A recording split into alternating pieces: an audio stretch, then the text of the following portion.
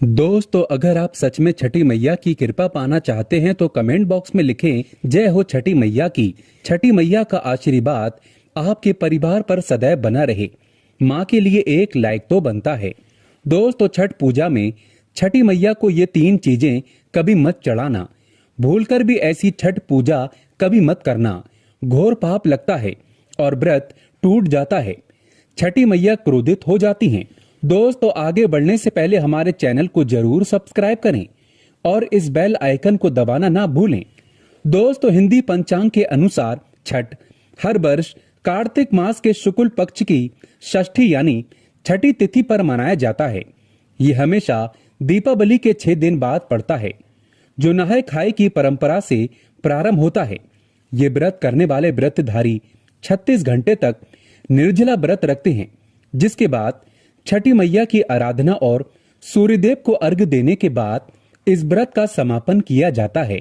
दोस्तों, सबसे पहले हम ये जानते हैं कि ऐसी कौन सी महिलाएं हैं जिन्हें छठ पूजा नहीं करनी चाहिए। लगता है घोर पाप और व्रत टूट जाता है। छठ मैया क्रोधित हो जाती हैं। दोस्तों, छठ पूजा का व्रत ऐसी महिलाएं गलती से भी ना रखें, अन्यथा आपकी संतान की मृत्यु हो सकती है। पति पर भारी संकट आ सकते हैं, उल्टा आप पाप के भागीदार बन सकते हैं। ऐसी महिलाएं छठ पूजा से रहें दूर। दोस्तों, कार्तिक मास की षष्ठी को छठ मनाई जाती है। छठे दिन पूजी जाने वाली षष्ठी को बिहार में आसान भाषा में छठी मैया कहकर पुकारते हैं।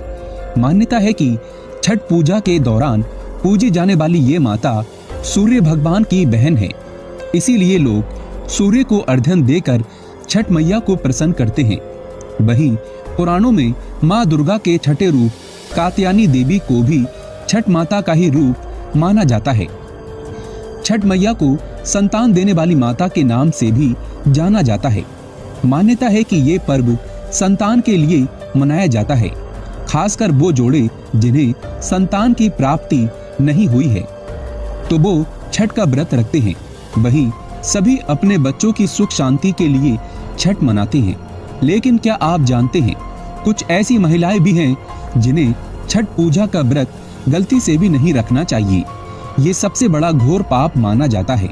महिलाएं ऐसी गलती कभी ना करें। तो चलिए जानते हैं। दोस्तों, शास्त्रों के अनुसार जो लोग अधूरी शादी करते हैं वो शास्त्र का अपमान करते हैं। अधूरी शादी जैसे कि कोर्ट मैरिज और शादी के बिना ही संतान की उत्पत्ति कर देना सबसे बड़ा पाप है। ऐसे में छठ पूजा का व्रत ऐसे लोगों को अपनी संतान के लिए कभी नहीं रखना चाहिए, क्योंकि आपने हिंदू रीति रिवाजों के अनुसार 7 फेरे नहीं लिए हैं। और वहीं बिन शादी के जब ऐसे लोग साथ में रहते हैं तो समाज में ऐसा रिश्ता कलंकित होता है।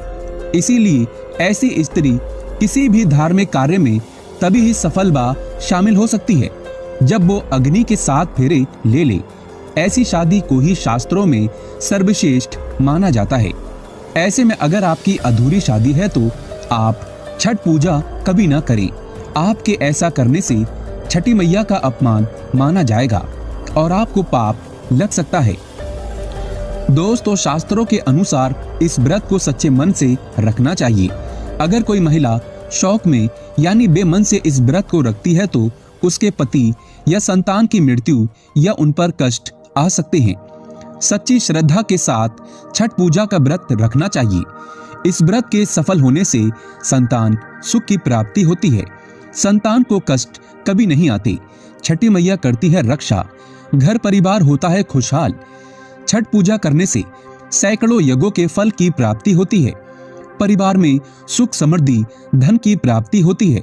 छठी मैया की पूजा से सभी मनोकामनाएं होती हैं पूरी। दोस्तों, वहीं कुंवारी कन्याएं और पुरुष भी छठ पूजा कर सकते हैं। छठ पूजा का फल कई गुना प्राप्त होता है। इससे व्यक्ति के सभी पाप खत्म हो जाते हैं और सुख समृद्धि की प्राप्ति होती है। छठ पूजा का व्रत पूरा करने से स्वयं छठी मैया आपके पूरे घर की रक्षा करती हैं।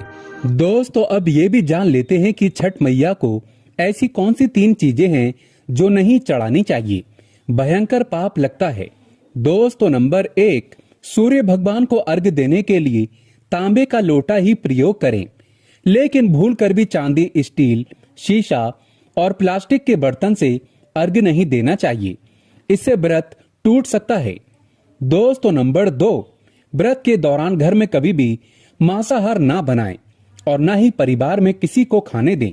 साथ ही साथ व्रत के दौरान घर में मदिरा आदि या धूम्रपान भी नहीं करना चाहिए। दोस्तों नंबर 3, छठी मैया का प्रसाद बहुत ही शुद्धता के साथ बनाया जाता है।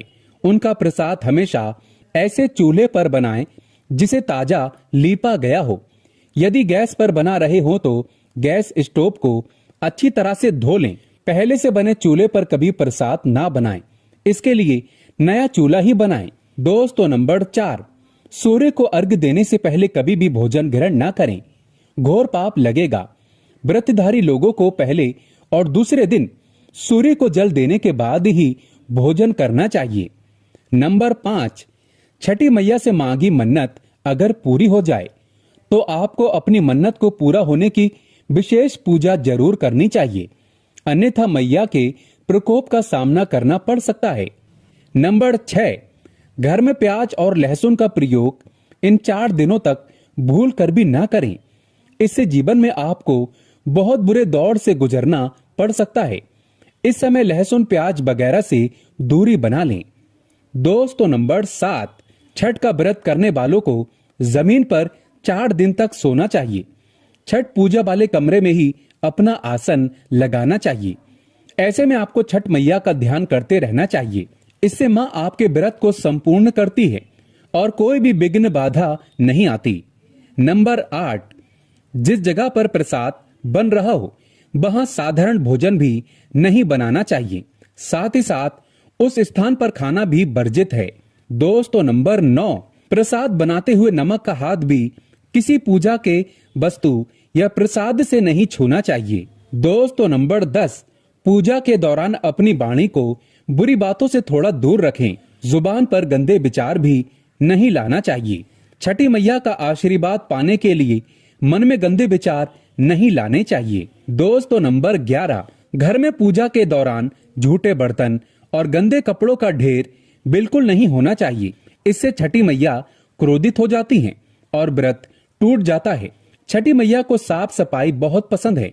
व्रत के दौरान अपने घर को साफ सुथरा रखें और गंगा जल से छिड़काव अवश्य कर लें, इससे पूरा घर पवित्र हो जाता है और छठी मैया का आशीर्वाद प्राप्त हो जाता है। दोस्तों आप में से कौन कौन छठी मैया का आशीर्वाद पाना चाहता है तो सच्चे दिल से कमेंट बॉक्स में लिखें, जय हो छठी मैया की। छठ मैया के लिए एक लाइक तो बनता है।